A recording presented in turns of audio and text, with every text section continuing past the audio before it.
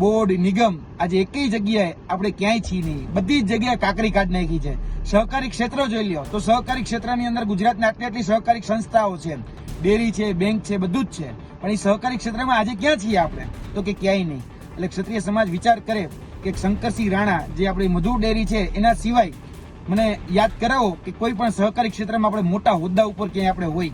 આ સાંભળ્યા તમે આમ આદમી પાર્ટીના નેતા યુવરાજસિંહ જાડેજાને. થોડાક સમય અગાઉ ગુજરાત સરકારના મંત્રીમંડળનું વિસ્તરણ કરવામાં આવ્યું ત્યારે યુવરાજસિંહ જાડેજાએ પ્રશ્ન પૂછ્યા છે કે અગાઉની સરકારોમાં માધવસિંહ સોલંકીથી લઈને વિજય રૂપાણીની સરકારના મંત્રીમંડળમાં ક્ષત્રિય સમાજનું પ્રતિનિધિત્વ જળવાયું હતું, પરંતુ વર્તમાન સરકારમાં જે ભૂપેન્દ્ર પટેલની વર્તમાન સરકાર છે તેમાં ક્ષત્રિય સમાજનું પ્રતિનિધિત્વ નથી જળવાયું.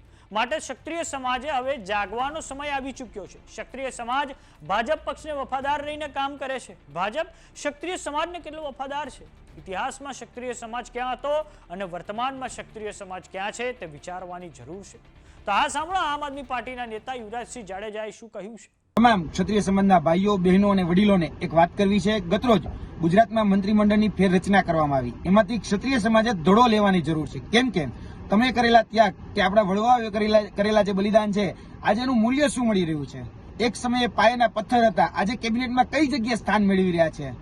કેટલોક સમય તમે ઇતિહાસને ગા કરશો, ઇતિહાસને વાગોળિયા કરશો. એ યાદ કરો ઇતિહાસમાં તમે ક્યાં હતા અને વર્તમાનમાં તમે ક્યાં છો. એ યાદ કરવાનો સમય આવી ગયો છે. કેમ કે જયારે લોકશાહી આવી અને લોકશાહી પછી જે સરકારો બની એમાં માધવસિંહ સોલંકીનો સમય યાદ કરો. 11 મંત્રીઓ હતા, કેબિનેટ કક્ષામાં પણ મંત્રીઓ હતા. શંકરસિંહ વાઘેલાનો સમય યાદ કરો, 8 મંત્રીઓ હતા. અમરસિંહના સમયમાં 8 મંત્રીઓ હતા. અરે નરેન્દ્ર મોદી સાહેબ જયારે ગુજરાતના મુખ્યમંત્રી હતા તો ત્યારે પણ ક્ષત્રિય સમાજ એમાં શોભા વધારતું હતું. આનંદીબેન પટેલ હોય કે વિજયભાઈ રૂપાણી હોય, દિગ્ગજ નેતાઓ જે છે એ ક્ષત્રિય સમાજના એ મંત્રી પદ ઉપર શોભા વધારતા હતા. ક્યાંય દિગ્વિજયસિંહ ઝાલા, આઈ.કે. જાડેજા, કિરીટસિંહ રાણા જે આપણા વન પર્યાવરણ મંત્રી હતા, જયદ્રથસિંહ પરમાર જે આપણા પંચાયત મંત્રી હતા, પ્રદીપસિંહ જાડેજા ગૃહમંત્રી હતા, ભૂપેન્દ્રસિંહ ચુડાસમા જે આપણા શિક્ષણ મંત્રી હતા.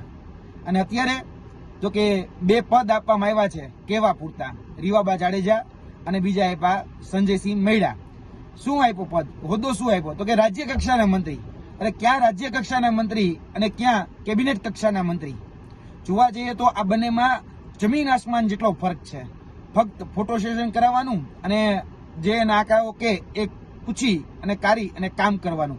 બાકી પોતાની રીતે કોઈ જ પ્રકારનો નીતિ વિષયક નિર્ણય એ જાતે ન કરી શકે. અને નીતિ વિષયક નિર્ણય કરવા માટે સમજતા જ 2 વર્ષ ક્યાં પૂરા થઈ જશે ને એ ખબર પણ નહીં પડે. બોર્ડ, નિગમ આજે એકેય જગ્યાએ આપણે ક્યાંય છીએ નહીં. બધી જ જગ્યાએ કાકરી કાઢ નાખી છે. સહકારી ક્ષેત્ર જોઈ લ્યો તો સહકારી ક્ષેત્રની અંદર ગુજરાતના આટલી સહકારી સંસ્થાઓ છે, ડેરી છે, બેંક છે, બધું જ છે. પણ એ સહકારી ક્ષેત્રમાં આજે ક્યાં છીએ આપણે? તો કે ક્યાંય નહીં. એટલે ક્ષત્રિય સમાજ વિચાર કરે કે શંકરસિંહ રાણા જે આપણી મધુ ડેરી છે એના સિવાય મને યાદ કરાવો કે કોઈ પણ સહકારી ક્ષેત્રમાં આપણે મોટા હોદ્દા ઉપર ક્યાંય આપણે હોય. બાકી બધી જ જગ્યાએ જે સહકારી ક્ષેત્રની જે સંસ્થાઓ છે એમાં અન્ય સમાજના લોકો આજે પોતાના બળબુદ્દા ઉપર બરાબર એ ક્યાં સુધી પહોંચી ગયા છે. અને વાત રહી કે ભાજપનું સંગઠન, તો એક સમય હતો કે ભાજપના સંગઠનમાં પણ ક્ષત્રિય સમાજનો દબદબો હતો. શંકરસિંહ વાઘેલા, રાજેન્દ્રસિંહ રાણા એટલે કે રાજુભાઈ રાણા, પ્રદીપસિંહ વાઘેલા એટલે કે પ્રદીપસિંહ બકરાણાવાળા, કૌશલ્ય કુંવરબા એટલે કે કૌશલ્ય કુંવરબા રાજ, આ બધા જ એક સમય હતો કે જ્યારે પાયાના પથ્થર તરીકે કામ કરવાનું હતું. જ્યારે ભારતીય જનતા પાર્ટીને મજબૂત કરવાની હતી ત્યારે લોકો પાયાના પથ્થરમાં હતા. અને આજે ક્યાં છે? બધા જ ફેંકાઈ ગયા ને. આથી મને યાદ છે થોડા સમય પહેલા એક ઉત્તર ગુજરાતની મોટી ડેરીની અંદર હમણાં ચૂંટણી થઈ તો એમાં ભારતીય જનતા પાર્ટીએ ક્ષત્રિય સમાજને મેન્ડેટ નું આપ્યું. એટલે એ દિલીપસિંહ બારડે અપક્ષ ઉમેદવારી કરી તો એ અપક્ષ ઉમેદવારી કરીને તેમાં ક્ષત્રિય સમાજના જે બાળકો જે ડેરીની અંદર કામ કરતા હતા એને છૂટા કરી દેવામાં આવ્યા. તો પણ આપણે કશું જ કઈ ન કરી શક્યા. ભાજપે લોકસભાની એક પણ ટિકિટ એક ક્ષત્રિય સમાજને ન આપી તો પણ ક્ષત્રિય સમાજ કાંઈ ન કરી શક્યું. પાયાના પથ્થરમાં બધા જ લોકો હતા. ક્ષત્રિય સમાજ હોય, બ્રહ્મ સમાજ હોય, આહિર સમાજ હોય. આજે બધાની અવગણના કરવામાં આવે છે. આજે 162 માળનું બિલ્ડિંગ બની ગયું, બરાબર, 162 માળનું. જે લોકોએ પાયાના પથ્થર તરીકે કામ કર્યું એ આજે એક પણ જગ્યાએ દેખાતા નથી, બરાબર. અને હંમેશા જોવા જઈએ તો ક્ષત્રિય સમાજને નીચો પાડવામાં આવે છે. રામલીલા જેવી મૂવી જોઈ લો, પિક્ચર જોઈ લો, પદ્માવત જેવી મૂવી જોઈ લો. હમણાં થોડા સમય પહેલા કહી શકાય કે રાજકોટના રતનપર ખાતે જે આંદોલન થયું, અસ્મિતા આંદોલન, પાઘડી ઉછાળી દેવામાં આવી અને જાહેરમાં પોલીસે માતા બહેનોની સાડીઓ ખેંચી તો પણ આપણે કાંઈ ન કરી શક્યા. અને થોડા સમય પહેલા મને યાદ છે કે નરેન્દ્ર મોદી ઉપર એક પ્રોડ્યુસરે ફિલ્મ બનાવ્યું, તો એ આખી મૂવી હતું બેન કરી દેવામાં આવ્યું અને મૂવી આખા ભારતમાં ક્યાંય રિલીઝ કરવામાં ન આવ્યું. આજે ક્ષત્રિય સમાજને ખરાબ ચિત્રોમાં કોઈ જગ્યાએ બાકી રાખવામાં નથી આવતો અને ક્ષત્રિય સમાજની સાથે જ્યારે આ પ્રકારનું વર્તન થાય છે ત્યારે એની ઉપર કેસો દાખલ કરવામાં આવે છે અને કેસો ક્યારેય પાછા ખેંચવામાં નથી આવતા. આજે કહી શકાય કે અસ્મિતા ઉપર લાંછન લાગે ત્યારે જે ક્ષત્રિય સમાજના ભાઈઓ બહેનો આગળ વધી અને જ્યારે લડાઈ લડે છે ત્યારે એની ઉપર જે કેસો થાય છે એ પાછા નથી ખેંચાતા અને એ પાછા ખેંચાવવા માટે કગરવું પડે છે. જ્યારે અન્ય રાજદ્રોહ સુધીના કહી શકાય ગુના હોય તો રાજદ્રોહ સુધીના ગુના એ પાછા ખેંચાય છે. થોડા સમય પહેલા અમરેલીની અંદર એક બેનની ઘટના બની હતી, તો એમાં 2 દિવસ પહેલા જ એ સમરી ભલાઈ ગઈ, એટલે કે કેસ પાછો ખેંચી લેવામાં આવ્યો.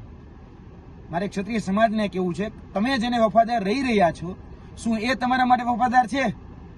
ક્યારે એ લોકો તમને વફાદાર રહ્યા છે? આજે પાયાના પથ્થરો હતા, આજે એ વટવૃક્ષ બની ગયું, તો આજે તમારી કાકડી કાઢી નાખી છે. એટલે હમણાં ઓલું નવું ચાલુ થવાનું છે કે મ્યુઝિયમની ડુગડુગી વાગવાની છે, એટલે પાછા બધા જ લોકો એ ડુગડુગીમાં ઇતિહાસ ગાવા લાગશે, વાગોળવા લાગશે, ચાવવા લાગશે. ક્યાં સુધી ઇતિહાસને ગા કરશો? ક્યારેક ઇતિહાસ રચો તો ખરી. એક ક્ષત્રિય સમાજને મારે કહેવાનું છે, 78 વર્ષે હવે મ્યુઝિયમ બનવાની વાત ક્યાંક હમણાં 31 ઓક્ટોબરે કે હમણાં થોડા દિવસોની અંદર મૂકવાની છે, તો પાછા ડુગડુગી લઈને એને પાછું ગુણગાન ગાવા લાગશો. બાકી યાદ રાખજો, ગમે એટલી સમિતિ હોય, ગમે એટલા સંગઠન હોય, ગમે એટલી સેનાઓ બનાવી લ્યો, કશું જ ફરક પડવાનો નથી. એક સામાન્ય કેસ સુદ્ધા પણ પાછું ખેંચવા માટે કગરવું પડે છે. અને એ લોકો જે આજે કહી છે કે સત્તાની અંદર ક્યાંક પોતાનું પ્રભુત્વ દેખાડી રહ્યા છે, પોતાનું સમાજની એકતા દેખાડી રહ્યા છે ને, એ સમાજ પાસેથી કંઈક શીખો. હું ઈર્ષા કરવાનું જરાય નથી કરતો, પરંતુ કમસે કમ એની પાસેથી શીખો તો ખરી. આજે એની પાસેથી શીખ લો કે એકતા શું કરી શકે છે. આજે સમાજના ગમે એવડા મોટા રાજદ્રોહ જેટલા કેસ હોય તો પણ પાછા ખેંચાઈ જાય છે. એક સરઘસ કાઢવામાં આવ્યું હતું અમરેલીની અંદર દીકરીની અંદર, તો એની અંદર સમરી ભરાઈ જાય છે. અને આપણા પદ્માવત વખતેના કે બીજા ત્રીજા જે કેસો છે એની ઉપર આજ દિન સુધી એ કોઈ કેસ પાછા નથી ખેંચાતા. યાદ રાખજો, એક સમયે રાજા હતા અને રાજામાંથી રંક બની ગયા છો, રાજામાંથી રજ બની ગયા છો. આજે પક્ષાપક્ષીમાંથી મહેરબાની કરીને બહાર આવો. તમે તમારા જે યુવાઓ છે બરાબર, જે પણ આગેવાની લઈ રહ્યા છે એને મહેરબાની કરીને થોડો ઘણો સપોર્ટ કરો, થોડા ઘણા પ્રમોટ કરો. આજે કોઈ પણ પક્ષમાં હોય, આજે જોજો અન્ય સમાજના લોકો એ કોઈ પણ પક્ષમાં હોય, એ પોતાનો સમાજનો દીકરો કે દીકરી આગળ વધતા હોય ને તો એને હાથ આપે, પગ નો ખેંચે. એટલે મહેરબાની કરીને એમાંથી કંઈક શીખો. મહેરબાની કરીને પગ ખેંચવાનું એ બંધ કરો. પક્ષાપક્ષી ભૂલી અને સમાજનો વ્યક્તિ જો આગળ આવતો હોય ને તો મહેરબાની કરીને સપોર્ટ કરો, બરાબર. બાકી આજે જે આ કહી શકાય કે મંત્રીમંડળની અંદર જે થઈ રહ્યું છે એમાં એટલું તો મારું એક ટકોર છે જ કે તમારી કાર ખરાબ હોય ને, કાર એટલે કે ગાડી ખરાબ હોય ને, તો ડ્રાઈવર બદલવાથી કશું નથી થવાનું, તમારે તમારી પૂરેપૂરી કાર જ બદલવી પડે છે. એટલે સમજૂને ઈશારો કાફી છે.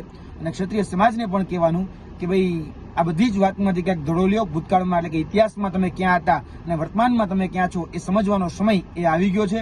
અને આમાંથી ધડો લઈને જો આગળ વધશો તો હું ચોક્કસપણે માનું છું કે આ જે બાબતો છે એ બાબતોની અંદર આગળના દિવસોની અંદર કોઈ જગ્યાએ કોઈ સારો વ્યક્તિ કાં તો કેબિનેટમાં પહોંચશે, કાં તો મંત્રીમંડળમાં સુધી પહોંચશે, ત્યાં પછી એ બોર્ડ, નિગમ કે અન્ય ચેરમેનો કાં સહકારી ક્ષેત્રમાં આગળ વધશે. પણ એકતાની જરૂર એક ક્ષત્રિય સમાજને છે.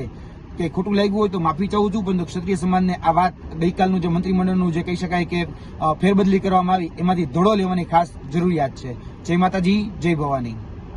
વાત કરીએ આમ આદમી પાર્ટીની, તો પ્રશ્ન આમ આદમી પાર્ટીને પણ પૂછાવો જોઈએ કે તેણે ટિકિટ વહેંચણીમાં ક્ષત્રિય સમાજને કેટલું સ્થાન આપ્યું છે. પ્રશ્ન ન માત્ર સત્તાધારી પક્ષ બીજેપીને પૂછાવો જોઈએ, પરંતુ બધા જ રાજકીય પક્ષોને પૂછાવો જોઈએ કે તેમણે ક્ષત્રિય સમાજને ટિકિટ વહેંચણીથી લઈને અન્ય સ્થાનો પર કેટલું પ્રતિનિધિત્વ આપ્યું છે. તો આ બાબતે તમારું શું માનવું છે અમને કોમેન્ટ બોક્સમાં લખીને જરૂર જણાવો. જો તમે અમને યુટ્યુબ પર જોઈ રહ્યા તો સબસ્ક્રાઇબ કરો, જો તમે અમને ઇન્સ્ટાગ્રામ અને ફેસબુક પર જોઈ રહ્યા હો તો ફોલો કરો. સાથે જ અમારી વોટ્સઅપ ચેનલ આવી ગઈ છે, જોઈન કરવાનું ના ભૂલતા. નમસ્કાર.